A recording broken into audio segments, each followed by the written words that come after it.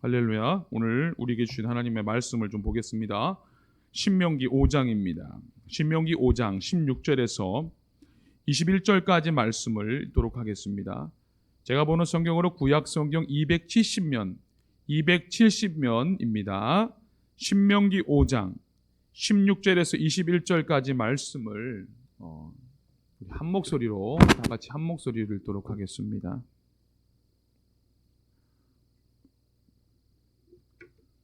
신명기 5장 16절에서 21절까지 다 같이 한 목소리로 읽겠습니다. 시작.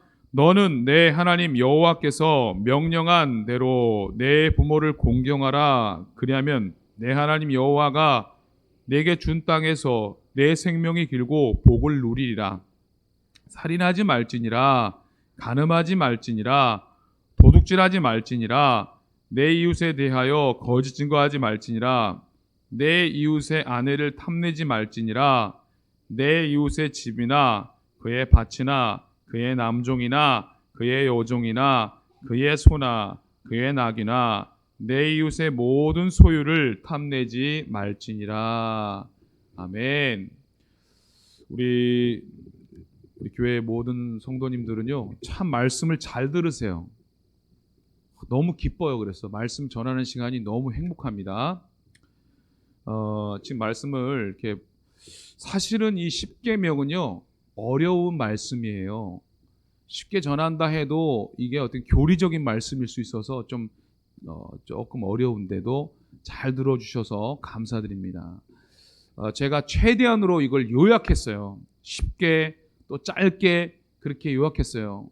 원래는 이 내용이 좀 방대한데 요약했는데 어쨌든 이 중심을 잘 깨달으시면 좋을 것 같아요. 그래서 혹시라도 십계명을 더 알고 싶은 분들은 1에서 4계명은 지난주 설교를 한번 들어보시고 오늘은 5계명에서 10계명의 말씀을 전하려고 합니다.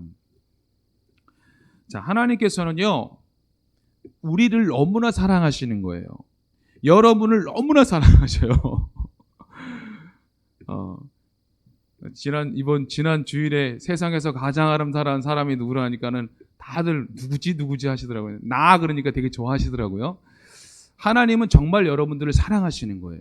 그래서 하나님은요 자기 형상대로 여러분을 창조하시고요 여러분을 특별하게 지으셨어요. 그래서 우리 사람을요 복을 주시고 생육하여 번성하여 땅을 충만하라고 하셨습니다. 그리고 우리를 통해서 가정을 만드시고요 그 가정을 통해서 또 복을 주시고 또 가정이 또 다른 가정이 만나서 사회를 이루고 또 가정이 믿는 가정들이 만나서 교회를 이루는 거예요. 그래서 가정이 있고요. 또 사회를 보면은요. 또 그보다 더 큰 사회가 바로 교회가 있고 국가가 있지요. 그래서 이 가정에서 또 더 나아가 사회와 교회와 국가로 번영해 나갈 때에 이 사회 질서를 위해서 주신 말씀이 바로 오늘 십계명입니다. 바로 우리가 가정끼리만 살면 십계명이 그렇게 많이 필요치는 않습니다. 그럼 우리가 교회 생활을 하고 또 더 나아가서 사회 생활, 국가적인 생활을 할 때에 이 십계명이 주는 의미가 있어요. 서로를 사랑하며 살도록 하기 위해서 하나님이 십계명을 주셨다는 것입니다. 특별히 이 5계명에서 이 10계명은요 이웃을 사랑하며 사는 법에 대해서 말씀하고 있는 것입니다. 이 5계명, 여러분 5계명 참 좋아하시죠? 장수하고 싶으셔서 꼭 지키고 싶은 말씀이시죠? 이 5계명은요 우리가 이 사실은 부모만 공경하라는 것이 아닙니다. 이 의미는요 부모님처럼 내 주변의 윗 어르신 그런 분들을 다 존경하라는 의미입니다. 그리고 그 윗사람들에게 순종하라 그런 뜻이에요. 가정이 사회를 가장 이루는 아주 작은 그런 단위이기 때문에 그런 거죠. 더 나아가서는 여러분들 이것은 윗사람에게 순종하라는 것이고요. 학생들은요 학교 선생님에게 순종하는 것입니다. 그리고 또 직장의 사람들은요, 직장 상사에게 순종하라는 것입니다. 그것이 바로 이웃을 사랑하는 것입니다. 그런데 여러분, 부모님께 순종하기 위해서는요, 부모님이 하나님보다 위에 계셔도 되나요, 안 되나요? 안 돼요? 그렇죠. 안 되죠. 먼저는 하나님 아버지께 순종해야 됩니다. 그리고 그 다음에는 부모님이십니다. 자, 부모님이요, 내가 눈이 흙이 들어갈 때까지는 너는 절대로 교회를 가면 안 돼. 예수님 믿지 마라. 나에게 효도하는 건 제사를 지내는 것이다. 그렇게 말한다면, 여러분, 그래서 부모님 말씀에 순종하셔서 교회를 신앙생활 안 하는 분들도 있어요. 근데 그러나 하나님은요, 먼저는 하나님 말씀을 어기고 부모님을 말을 따르라고 하지 않으셨어요. 하나님 말씀을 따르라고 하십니다. 불효화라는 그런 개념은 아닙니다. 자, 예를 들자면 베드로와 요한, 베드로와 요한이 성전 미문에 앉은 안진뱅이를 치유했습니다. 사도행전에서. 그럴 때에 그 일로 인해서 성전 미문에 앉은 그 안진뱅이가 치료되니까 많은 사람들이 베드로에게 모여가지고 말씀을 듣기 시작했는데요. 거기서 놀라운 역사가 일어나는데 3,000명이 회개하고 돌아오는 역사가 일어납니다. 여러분, 그렇게 되니까요, 예루살렘이 난리가 난 겁니다. 그 예루살렘에 제사장 관원들이 난리가 나가지고요, 베드로와 요한을 가두라고 그래요. 그래서 뭐라고 말하냐면, 다시는 예수 그리스도의 이름으로 이 복음을 전하지 말라고 얘기합니다. 그때에 사도행전 4장 19절에 보면 베드로와 요한이 대답하여 가로되 하나님 앞에서 너희 말 듣는 것이 하나님 말씀 듣는 것보다 옳은가 판단하라, 이렇게 말합니다. 그게 뭘까요? 당신들이 나를 아무리 무섭게 해도 나는 하나님의 말씀이 우선이다, 그거예요. 하나님이 그 뒤는 다 책임져 주신다는 겁니다. 부모님을 불순종하라는 게 아니라 먼저는 하나님께 순종하면 하나님이 그 뒤를 다 봐주신다는 약속의 말씀인 것입니다.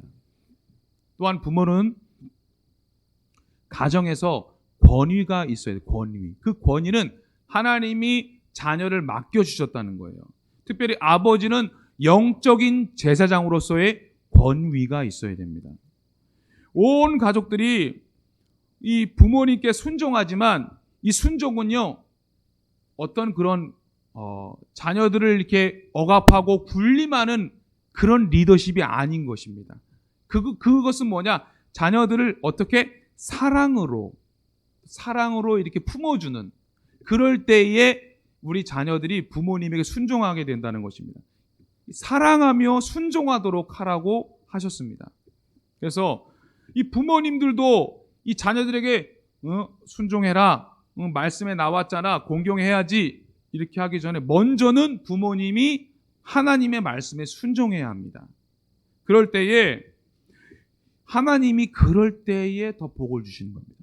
부모님 먼저 하나님을 경외하고 하나님의 말씀을 중하게 여기고 또 순종하면 자녀들은 부모의 권위를 인정하고 순종하고 따르게 됩니다. 자, 이 원리가 어떤 원리냐면요. 자, 예수님이 우리에게 뭐라고 말씀하세요? 나를 따르라 하시잖아요. 예수님이 우리를 따르라 하실 때는요, 뭐라고 하시죠? 예수님은 먼저 하나님의 말씀에 철저하게 순종하시는 분이십니다. 저 그래서 왜 예수님일까? 이거 저 혼자 생각한 거예요. 제가 생각한 거예요. 무조건 예를 잘하시니까 예수님이 아닐까? 아무도 놀라진 않으시네. 다 그렇게 생각하셨나 봐요. 예수님은 예를 잘하니까 전 예수님, 저는 그렇게 생각했어요. 어디 나온 것도 아니고. 그것처럼 예수님은 죽기까지 순종하셨잖아요. 십자가를 참으시고 끝까지 하나님 말씀에 순종하셨어요. 그러니까 하나님은 그 예수님의 순종을 귀히 여기시고 세상 모든 만물 중에서 뛰어난 이름을 주셨다고 그랬어요. 그 모든 것이 예수님에게 순종했다 그렇게 나오잖아요. 그것입니다. 그래서 우리가 먼저는 부모님이 먼저 하나님께 순종하는 자세를 보이면 하나님이 자녀들이 자연스럽게 따라오게 하신다는 약속의 말씀입니다. 자, 이 아브라함을 보면요. 아브라함은 하나님을 믿는 사람이 아니었어요. 그런데 하나님의 그 말씀을 믿고요. 무조건 순종했습니다. 믿음으로 아브라함은요. 그 부르심을 받았을 때에 그냥 순종했어요. 그 하나님이 그 순종을 보시고 복을 주셨다는 것입니다. 그래서 우리 안에는요. 그 예수님을 나의 구주로 믿고 의지할 때 우리도 그러한 순종의 역사가 일어난다는 것입니다. 자, 결국 우리가 이 제5계명 내 부모를 공경하라 이것은 어떤 뜻이냐면 이 순종하라 그런 말이 아니잖아요. 맞죠? 내 부모에게 공경하라고 그랬어요. 그러니까 순종도 있지만 이 공경은요 더 큰 의미를 가지는 거예요. 이 공경의 마음은요 사랑이 포함된 그런 공경이고요. 서로 간에 믿음이 있는 마음을 가지는 게 그 공경인 거예요. 여러분 부모님이 이거에 그러면 네 알겠어요 순종하지만 부모를 미워하면서 순종할 수도 있는 거예요. 그 순종이라는 표현이 웃기지만 그냥 할 수 있어요. 그럼 공경은요 존경의 마음이 나와야 할 수 있는 거거든요. 그러니까 여기서는요 그런 마음이에요. 이 순종보다 더 큰 공경의 마음을 가지고 부모에게 또 나의 윗사람에게 이렇게 순종하라는 그런 의미입니다. 그 성경에서는요 순종하는 자는 복을 받는 거예요. 그런데 이 불순종하면요 끔찍한 결과를 얻게 됩니다. 성경 곳곳에 나오는데요 불순종하면요 광야에서 40년 동안 방황합니다. 그리고요 불순종하니까요 가나안 땅에 못 들어가요. 그래서 저는 이 5계명은 뭐냐면 정말 우리가 하나님의 말씀에 순종할 때 정말 우리에게 주신 그 권위, 부모님, 또 윗사람, 또 상사, 내 윗사람들, 윗어른들을 공경할 수 있다는 것입니다. 이 약속을 꼭 지켜서 하나님의 은혜를 다 받으시기를 주님의 이름으로 축복합니다. 이 제6계명은 살인하지 말라입니다. 살인하지 말라. 자, 여러분 우리 이빨은요 육식 동물 이빨일까요? 초식 동물 이빨일까요? 예? 그냥 50대 50이잖아요. 말씀 좀 해보세요. 초식 동물이래요, 여러분. 우리가 그 하나님이 우리에게 육식을 허락하신 거예요, 아니에요? 원래는 아니었어요. 그런데 노아의 홍수 이후에 육식을 허락하셨다고 말씀하십니다. 그러니까 우리나라 사람들은 못 먹는 게 있을까요? 없을까요? 외국 사람들은 뼈 국물, 뼈다귀 안 먹잖아요. 우리나라는 다 먹어요. 못 먹는 게 없어. 대단한 민족입니다. 그런데 하나님께서 다 먹는데 못 먹게 한 게 뭐 있어요? 뭘 먹으면 안 되죠? 사람을 먹으면 안 되잖아요. 자, 이상한 얘기 했는데 사람을 죽이지 못하게 하셨다는 거예요. 제가 일부러 여러분들 정신 바짝 차리게 하려고 그런 거니까 다른 뜻 아닙니다. 왜 사람을 못 먹냐? 사람을 죽이면 안 되기 때문이에요. 왜 사람을 죽이면 안 되냐는 거예요. 그것은 바로 이것이 중요한 거예요. 하나님의 형상대로 지으셨기 때문에 그래서 살인하지 말라는 겁니다. 이 의미를 우리가 잘 알아야 됩니다. 그래서 창세기 9장 6절에 보면요. 무릇 사람의 피를 흘리면 사람이 그 피를 흘릴 것이니 이는 하나님이 자기 형상대로 사람을 지으셨음이니라 이렇게 말씀합니다. 자, 하나님의 형상대로 지었다는 것이 뭘까요? 이것은 바로 우리가 하나님을 닮았다는 것입니다. 자, 모든 사람이 하나님을 닮았기에 하나님의 소생이고 모든 사람은 다 하나님의 자녀, 형제 자매가 된 것입니다. 자, 살인하지 말라는 의미는요. 하나님의 형상대로 지음받은 사람을 귀히 여겨서 사랑해야 한다는 것입니다. 자, 하나님의 형상대로 지음받았다는 것은 뭘까요? 여러분, 우리 얼굴이 하나님의 얼굴이랑 똑같아서 그럴까요? 하나님도 눈도 있고 코도 있고 입도 있으실까요? 그건 천국 가보면 알겠죠. 그 의미는 뭐냐면 골로새서 3장 10절에 보면요, 이런 표현이 있어요. 새 사람을 입었으니 이는 자기를 창조하신 자의 형상을 쫓아 지식에까지 새롭게 하심을 받는 자니라 라고 말했습니다. 지식이 있다는 말이고, 지식. 우리에겐 지식을 주셨어요. 하나님을 아는 지식을 주셨다는 거예요. 아무한테나 주신 게 아니에요. 하나님을 알고 하나님께 기도하는 지식을 우리에게만 주신 거예요. 그게 하나님의 형상대로 지으신 거예요. 자, 또 에베소서 4장 24절에 보면요, 하나님을 따라 의와 진리와 거룩함으로 지으심을 받은 새 사람을 입으라 라고 말씀하십니다. 이게 뭐냐면 우리가 하나님의 형상대로 지을 때는요, 우리를 의로운 존재로 지으셨어요. 그리고 진리를 아는 존재로 지으신 거예요. 그리고 거룩한 존재로 지으셨어요. 그런데 죄가 들어오고 불순종이 들어와서 의가 타락해버린 거예요. 의가 사라진 거예요. 진리를 쫓지 않아요. 거짓을 쫓게 됩니다. 그리고 거룩함이 사라졌어요. 타락한 길로 갈 수밖에 없는 존재들이 돼버린 거예요. 근데 하나님은 우리를 하나님의 형상으로 다시 회복하기 원하시니까 우리의 의를 회복하고 우리의 진리를 회복하고 우리의 거룩함을 회복하기를 원하셨어요. 그래서 누구를 보내셨죠? 나는 곧 길이요 진리요 생명 되신 누구? 우와, 어쩜 그렇게 잘하십니까? 우리가 하나님의 형상을 회복한다는 건 우리의 예수님의 그 의로우심, 십자가를 통해서 의롭게 되는 거잖아요. 우리가 의롭게 되는 거예요. 그 의를 회복하는 거예요. 그리고 예수님을 통해서 진리를 알게 되므로 진리를 회복하는 거예요. 그리고 거룩하게 되는 거예요.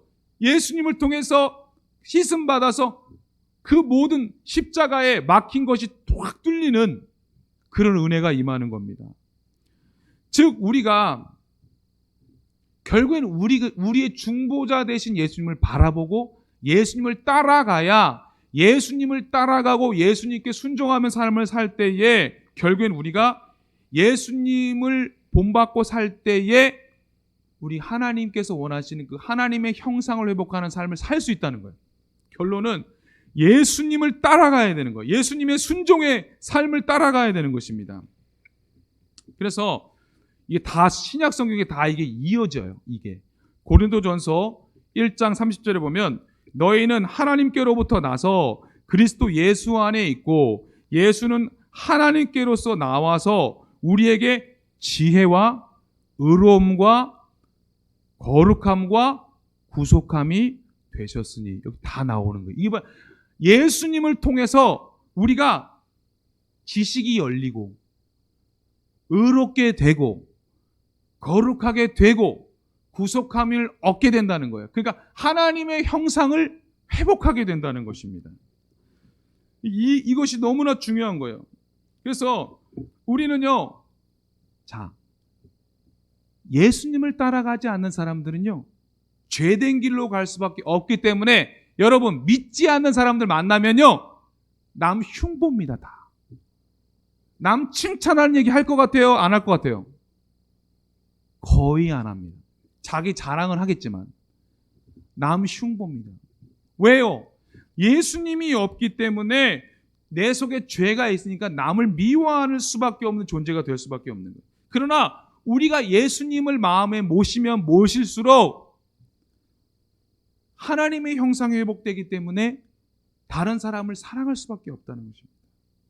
자, 이제는 제가 구체적으로 들어갑니다. 이제 실전으로 들어가 볼게요. 자, 살인하지 말라고 그랬어요. 여기 있는 분들요, 제가 확실히 보증하는데 살인할 분 아무도 없습니다. 자, 웃으시는 분들이 있는데, 자, 근데 실전편 들어간다 그랬어요. 자, 근데 이제부터 실전편입니다. 마태복음 5장 21절에서 24절에 보니까 놀라지 마세요. 예수님 말씀하신 거예요. 예수님이 형제에게 노하는 자마다 형제예요. 그 자매에게 노할 수도 있는 노하는 거예요. 노한다는 게 뭐죠? 화내고 막 노하는 거잖아요. 노 안 하시나요? 노하는 자마다 심판을 받게 됩니다. 심판. 자, 심판이 뭐 그냥 그러지 마 이거 아니에요. 심판입니다. 자, 그 다음에 라가라 하는 자. 라가라 하는 자가 라가가 뭘까요? 너 나가 이거 한 거예요? 라가가 뭘까요? 미자로 시작되는 미자. 피아노에서 미로 그은 미 그거 아셨죠? 미쳤다 이런 뜻이에요. 미친 사람. 제가 이제 약간 고상하게 합니다. 라가라는 것은 뭐냐면 저 사람 미쳤다. 이렇게 말하는 사람은 어떻게 되냐? 공회에 잡혀간다. 공회는 뭐야? 당시에 사내들인 공회. 그런데 잡혀간다는 거예요. 한마디로 구치소에 잡혀갈 수도 있는 거예요, 여러분. 자, 그다음에 이건 좀 더 좀 심각한데 형제에 대하여 미련한 놈. 우리 자주 쓰는 말 아니에요? 미련한 놈이라고 하면요 어디에 들어간다 그랬어요? 좀 찾아보세요. 지옥불에 들어간대요, 여러분. 이거 예수님 말씀이에요. 자, 근데 더 구체적으로 하면 뭐냐? 예수님 뭐라고 말씀하셨냐면 누구를 미워하면 살인하는 거예요. 여러분 우리는요 제가 살인 안 해요 하지만 미워하잖아요. 시어머니 미워한 적 있으세요? 없으세요? 웃으시는 분들은 없으시죠? 뭐 어떻게 시어머니를 미워해? 맞죠? 여러분들 시누이 미워한 적 있어요? 없어요? 없지요? 여러분 미워하는 것도 살인이래요. 우리가 왜 하나님께서 막 무섭게 심판에 대해서 말씀하시느냐? 우리가 하나님의 이 자녀가 됐고요. 우리는요, 우리가 뭐라고 말하냐면, 여러분들하고 축복합시다. 당신은 왕 같은 제사장입니다. 자, 왕 같은 제사장은 뭐냐? 왕도 되고 제사장도 되는 거예요. 예수님은 왕, 제사장, 선지자예요. 기름 부음 받으셨잖아요. 그 예수님처럼 우리도 왕 같은 제사장이라는 거예요. 너무나 존귀한 존재인데 우리가 이 존귀한 존재들끼리 이렇게 교회 안에서 모였어요. 그런데 형제가 하나님의 거룩한 형상을 입고 또 하나님 왕 같은 제사장, 제사장과 같은 존재가 되었는데 서로 노하면요.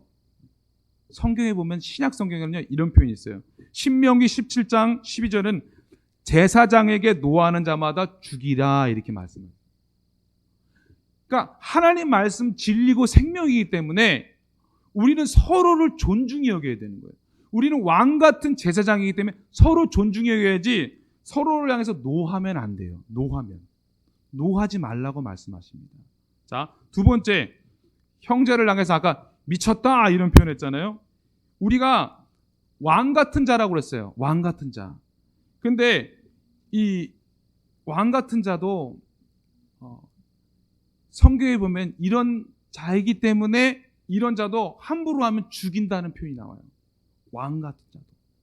그러니까 세 번째로 이 미련한 놈이다 이렇게 말하는 것은요. 우리가 하나님의 형상대로 지음받은 존재를 막 인격을 모독하고 무시하고 그렇게 하는 것은 하나님이 기뻐하지 않고 그런 행동 자체는 하나님의 뜻이 아닌 마귀의 행동이라는 것입니다.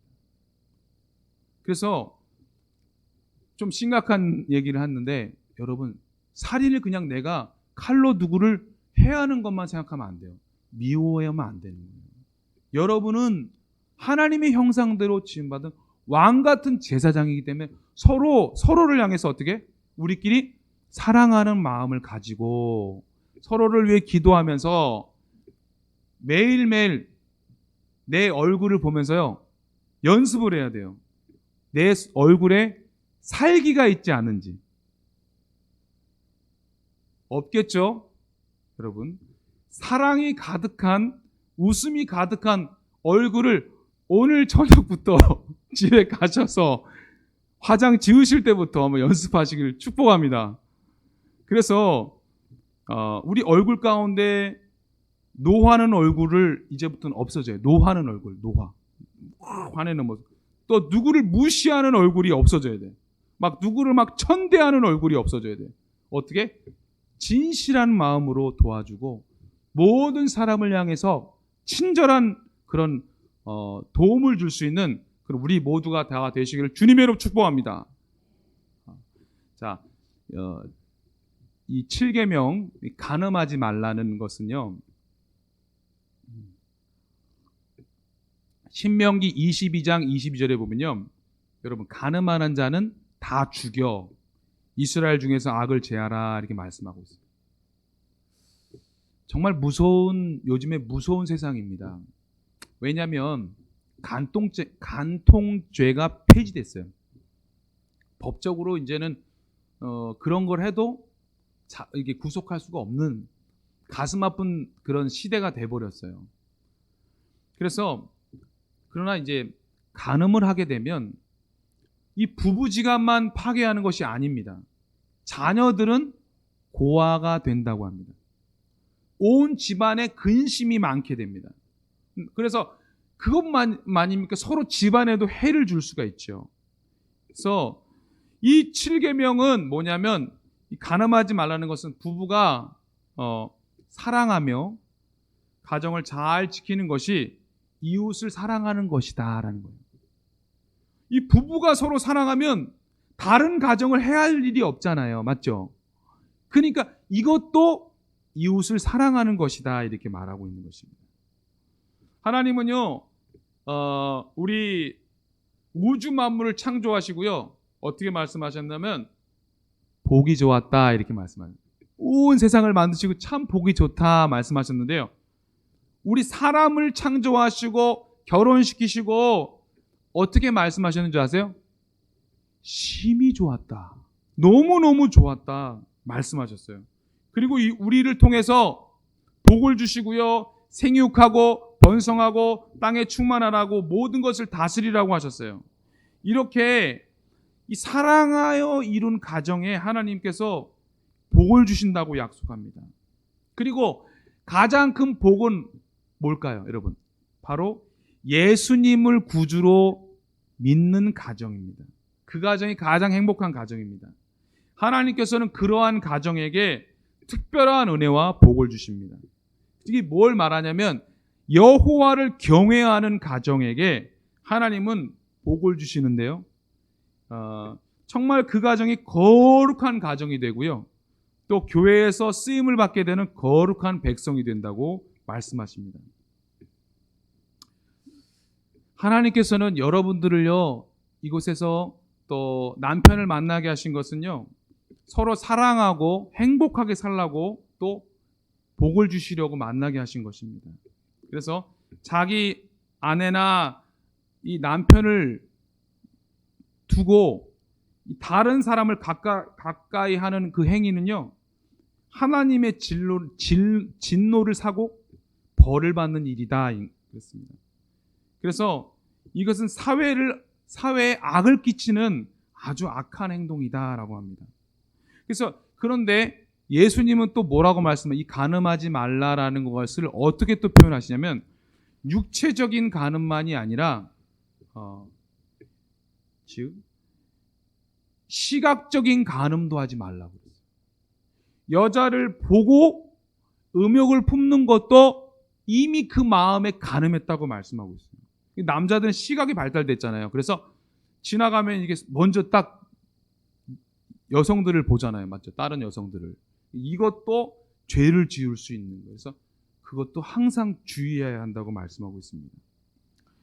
그러므로 우리가 하나님께서 맺어주신 그 아내나 남편만을 사랑하며 가정을 잘 지켜서 자녀들에게 본을 보이고 또 이 부모에게 이렇게 부모로서 이렇게 교회의 덕이 되고 아름다운 가정을 이루는 것을 하나님께서 기뻐하신다고 말씀하십니다.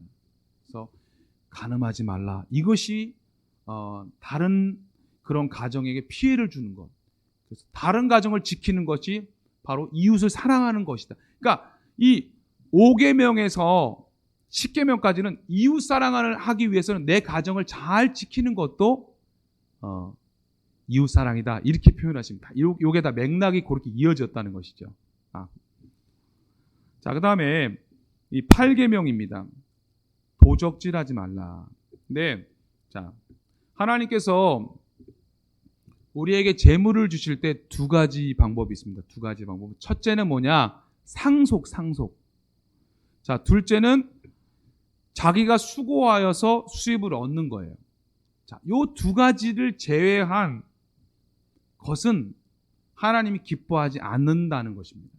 자, 성경에 보면요, 이 가나안 땅에 들어갔을 때 하나님께서 이 땅별로 그냥 지파별로 땅을 그냥 무료로 주셨어요. 그렇죠? 하나님께서 이게 주셨어요. 그런데 그 이외의 것들은 부당한 방법으로 그렇게 이득을 취한 것은 죄가 형성된다고 말씀하고 있어요.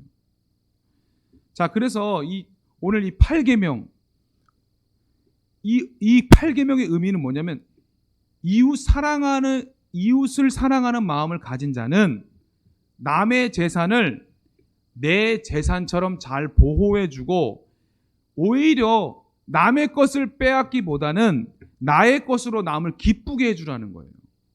무슨 말인지 이 의미를 잘 이해하시기를 바랍니다. 그래서 하나님이 우리 사람을 창조하실 때 모든 생물과 이 식물들을 풍족하게 주셨습니다. 그것도 아브라함을 부르셔가지고요, 이 아브라함을 그냥 부르시고서 굶게 하신 게 아니라 물질적인 풍요도 주셨어요. 그리고 예수님은요, 우리 각자에게 다 달란트를 주셨다 그랬어요. 여러분이 그 달란트 재능대로 열심히 노력하면요, 많은 것을 얻는다고 약속하고 있습니다. 다만 그 달란트를 땅에 묻지만 않고 열심히 일하면 하나님께서 몇 배를 주신다고 약속하고 있습니다. 성경은 뭘 말하냐면 열심히 일하여 많은 재물을 얻는 것은 하나님이 주시는 복인데, 다만 일하기 싫어하는 것은 먹지도 말라 이렇게 말씀하고 있습니다. 그래서 우리에게 주신 재물도 다 이제 어떻게 보면 잘 사용하라고 말씀하시는데, 정확하게 이걸 보셔야 돼요. 도둑질하지 말라, 이것은 어떤 개념이냐면 결국에는 우리에게 주신 모든 것이 누구 것이냐는 거예요. 내 것인 것 같죠? 이 모든 것도 우리가 고백할 때는 하나님이 우리에게 잠시 맡겨주신 거라는 거예요. 사실 우리가 가진 것 모든 것이 다 우리 것 같지만 하나님이 우리에게 맡겨주신 것이에요. 그래서 그냥 맡겨주신 재물을 우리가 잘 사용하고 나만을 위해 쓰지 말고 남을 위해서도 쓰고 미래를 예비하는 그런 사람이 되라고 말씀하고 있어요. 그래서 요한 1서 3장 17절과 18절에 보면 누가 이 세상의 재물을 가지고 형제의 궁핍함을 보고도 도와줄 마음을 닫으면 하나님의 사랑이 어찌 그 속에 거하겠느냐. 자녀들아, 우리가 말과 혀로만 사랑하지 말고 행함과 진실함으로 하자 이렇게 말하고 있습니다. 하나님 우리에게 주신 그 재물을 가지고 내가 필요한 것도 쓰지만 또 하나님의 나라를 위해 쓰지만 어려운 사람들을 위해서 돕기를 원하신다는 것입니다. 그래서 우리가 이 도적질하지 말라는 것은 그냥 남의 거를 내가 취하지 말라 이 개념만 생각해서는 안 되고요. 하나님의 뜻대로 열심히 돈을 벌고 하나님의 뜻대로 잘 사용하라는 개념도 되고, 이 모든 물질은 하나님께로 주신 것이다. 하나님이 나에게 주신 것을 인정하라는 말씀입니다. 어떤 분은 욕심 많아가지고 너의 것도 내 것이고 내 것도 내 것이다고 이렇게 생각하는 사람도 있어요. 그렇지 않습니다. 우리는요, 정말로 축복의 통로가 되어야 합니다. 이 시편 37편 26절에 이런 은혜가 여러분에게 있기를 축복합니다. 어떻게 말씀이냐면 이 사람은 종일토록 은혜를 베풀고 꾸어주니 그 자손이 복을 받는도다. 아멘. 종일토록 은혜를 베푸는 거예요, 삶이. 그리고 늘 꾸어줘도 부족함이 없는. 그러니까 그런 삶을 사니까 그 자손이 복을 받게 된다고 약속하고 있습니다. 자, 이 말씀을 요약하면요. 하나님의 뜻대로 돈을 벌어서 하나님의 뜻대로 잘 써서 그 재물로 또 많은 사람들을 도와주면서 또 하나님의 사랑을 전하는 그런 우리 모두가 다 되시기를 주님의 이름으로 축복합니다. 이제 거의 끝날 때가 됐죠. 9번입니다. 이 9계명 거짓 증거하지 말라라고 말하고 있는데요. 자, 통계학자가 말하기를 사람이 하루에 몇 번 거짓말을 하냐? 120번을 거짓말을 한다고 합니다. 놀라셨죠? 우리는 한두 번 할까 말까죠, 여러분. 잘 생각해 보세요. 서로 인사할 때, 우리가 그렇다는 게 아니고 누가 그런 거예요? 서로 인사할 때 거짓말을 주고 받는답니다. 거짓말로. 왜 그럴까요? 그냥 막 형식적으로 인사한다는 얘기도 같아요. 자, 전화할 때 거짓말을 특히 많이 한대요. 있어도 없다고 해. 근데 분명히 없다고 했는데 받아야 할 전화는 잠깐 계세요. 지금 들어오는 것 같아요. 있었는데. 거짓말을 하는 경우가 있다고 합니다. 그리고 또 거짓말을 해야 마음이 시원한 사람이 있다고 합니다. 자, 어떤 사람들은 이렇게 거짓말을 한답니다. 남의 아이를 보고 이쁘다, 잘생겼다 그렇게 하는 말을 했대요. 그리고 돌아가서는 눈이 개구리같이 생겼네 이렇게 얘기했대요. 왜 그럴까? 이게 거짓말이 습관이 되었다는 것입니다. 웃자고 하는 얘기지만 여러분, 아브라함도 이삭도 순간에 어려운 상황이 왔을 때 거짓말을 했어요. 뭐라고 얘기했죠? 자기 아내를 누이라고 했어요. 왜요? 아내가 너무 이뻐가지고 그 나라에 가니까 자기를 죽일까봐 무서워가지고 거짓말을 했대요. 여러분, 왜 이렇게 사람들은 거짓말을 자꾸 할까요? 그것은 이유가 있는 것입니다. 요한복음 8장 44절에 보면요. 너희는 너희 아비 마귀에게서 났으니 너희 아비의 욕심대로 너희도 행하고자 하느니라. 그는 처음부터 살인한 자요 진리가 그 속에 없으므로 진리에 서지 못하고 거짓을 말할 때마다 제 것으로 말하나니 이는 그가 거짓말장이요 거짓의 아비가 되었습니다. 여러분, 예수님을 따라가지 않고 예수님을 믿지 않는 사람은요, 그 속에 거짓의 아비가 사로잡고 있는 것입니다. 그래서 거짓말을 하게 된다는 것입니다. 그리고 거짓말을 좋아한다고 합니다. 그러나 우리가 이웃을 사랑한다는 건 뭐냐면요, 피차 그를 사랑하고 그에게 진실된 말을 해야 하는 것이에요. 그리고 이웃의 명예를 보존해야 돼요. 이웃이 없을 때 뒷담화를 행하고 이웃을 비난하고 비방하는 행동을 하지 말라고 말씀하는 것입니다. 이웃의 명예를 높여주고 우리가 모일 때마다도 그렇게 함부로 말하지 말라는 말씀인 것입니다. 근데 성경에 보면요, 이런 표현이 있어요. 자, 이거 성경을 잘 보시면요. 자, 모세가 태어날 당시에 애굽왕이 그 남자 아이를 다 죽이라고 합니다. 그때에 우리 전에 한번 우리 박민수 목사님이 새벽기에 설교했었어요. 그때에 그 산파가 어떻게 했죠? 그 아기를 살렸어. 뭐라고 했어요? 사실은 말도 안 되는 얘기를 했어요. 애굽 여인보다 히브리 여인은 건강해가지고 내가 애를 낳으러 가면은 벌써 다 낳고 갔더라. 이거 사실이에요, 아니에요? 사실이 아니에요. 그런데 너무 놀라운 일이 벌어집니다. 하나님이 그 산파에게 은혜를 베푸셔서 살리셨어요. 너무 놀랍죠? 자, 또 두 번째 이야기. 자, 이스라엘 사람들이 정탐꾼이 가나안 땅에 들어갑니다. 12명이 들어갔는데요. 자기들이 걸린 거야. 그 가나안 땅 왕한테 걸렸어. 그래가지고 숨을 곳을 찾았는데 라합이라는 여인을 만난 거예요. 아유 어떻게 우리 죽었다. 라합의 년이 얼른 들어오세요. 여기 3대 속에 숨으세요. 딱 숨어 있어. 혹시 그 정탐꾼 봤습니까? 글쎄 아까 못 봤는데 저쪽으로 갔나? 진실입니까? 아닙니까? 아니잖아요. 근데 그로 인해서 어떻게 됐어요? 라합의 가족들이 다 구원을 받아요. 이 비밀을 우리가 잘 깨달아야 되는 게 뭘까요? 하나님의 역사 가운데 하나님이 기뻐하시는 그런 지혜가 있는 거예요. 하나님의 뜻이 이루어지는 즉 살리는 이스라엘 백성을 살리고 하나님의 구원을 이루는 그것은 하나님의 결국에는 그러한 사람들을 보호해 주신다는. 결국에 뭐야?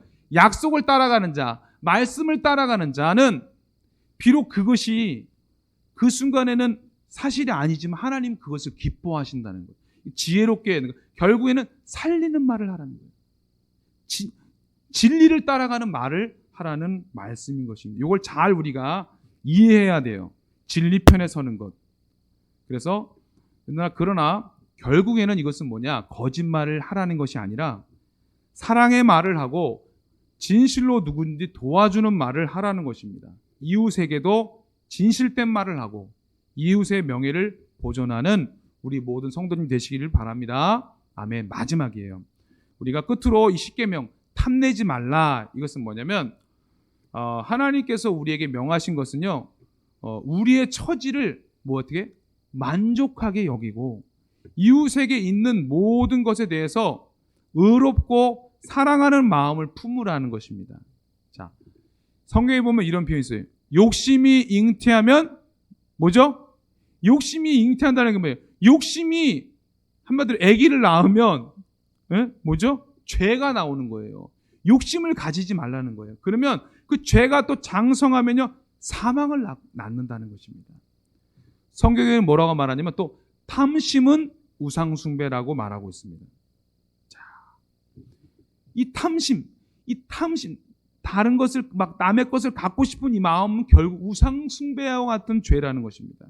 자, 이제 말씀을 정리합니다. 제5계명에서 이 9계명까지 불순종, 살인, 간음, 도적질, 거짓말도 다 어디서 나오냐? 다 욕심에서 나온다는 것입니다. 이 욕심이 있으니까 죄를 짓고요. 그것이 결국에는 다 사망으로 인도한다는 거예요. 그러니까 우리는 결국에는 욕심 갖지 말고 어떻게? 자, 따라합시다. 옆에 분들 말하면서 감사하며 삽시다.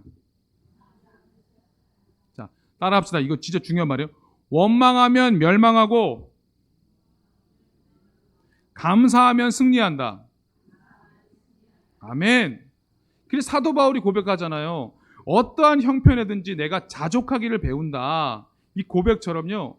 우리 하나님께 늘 있는 것에 감사하시기를 바랍니다. 탐심을 버리고 하나님이 주신 은혜에 감사하고 늘 의로운 마음을 가지고 정말 우리 모두를 귀히 여기는 우리 모두가 되길 축복합니다.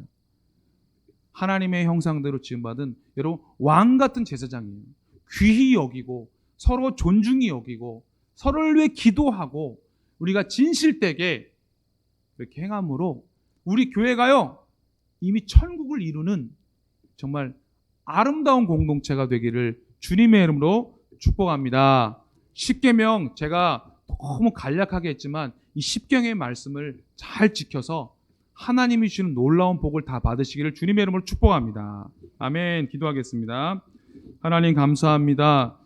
부족한 종이 전한 말씀 하나님이 주신 말씀만 남고 가슴에 새겨지고 그 말씀만 실천할 수 있도록 은혜 내려 주시옵소서. 하나님 우리 교회가 사랑하는 공동체가 되게 하여 주옵소서. 섬기는 공동체가 되게 하여 주시옵소서. 십계명을 이루고 십계명을 지키고 날마다 십계명을 행하는 우리 모두가 되게 하여 주옵소서. 우리 모든 성도님들 또 더운 여름 날씨에 건강 주시고 하는 모든 일들 잘 되게 하시고 가정에 평안이 있게 하여 주옵소서. 특별히 우리 담임 목사님 영과 육을 강건하게 하여 주시옵소서. 늘 세임 주시고 또 쉬는 동안 하나님의 은혜가 풍성하게 아버지 내려지게 하여 주시옵소서. 우리 사랑하는 장로님들 오늘 또 이 밤에 은혜 내려주셔서 가신 모든 분들 은혜 받고 돌아오게 하여 주시옵소서. 모든 것을 주님께 맡기며 예수님의 이름으로 기도드립니다. 아멘.